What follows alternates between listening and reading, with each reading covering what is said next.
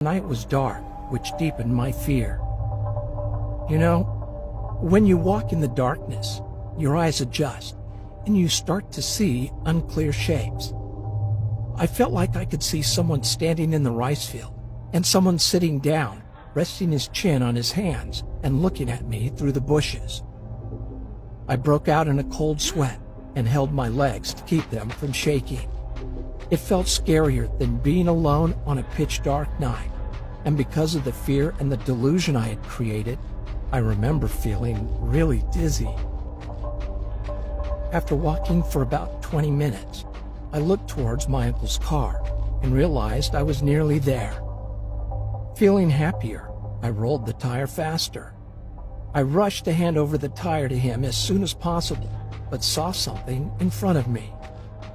I wasn't sure what it was because it was still a bit away from me, but it was something dark. Suddenly, I felt strange and slowed down. Since I wanted to determine what it was while still having some distance, I strained my head and neck trying to look carefully, but it was too dark.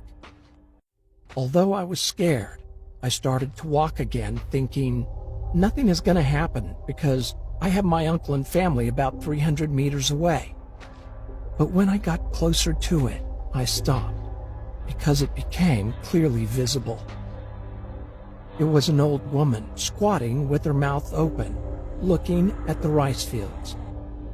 I could only see the side of her face, but my whole body shivered because her blank facial expression with her mouth open was now clearly visible in the darkness. Without realizing it, I walked really close to the old woman. For reasons I don't understand, walking by without saying anything seemed even scarier, so I started talking to her. With a frightened voice I asked, "Excuse me, what are you doing here at night?"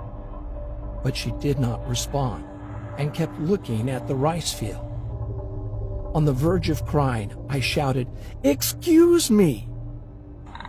She then looked at me, and I felt my heart tightening. Even though it was dark, I could clearly see she had permed white hair, and I could only see the white parts of her eyes. The scariest thing were the huge wrinkles and stains covering her face and her wide-open mouth. I felt strange, like I was going crazy while looking at her. I had eye contact, but was looking down while she was looking up at me. After a few moments of eye contact, she turned her body toward me.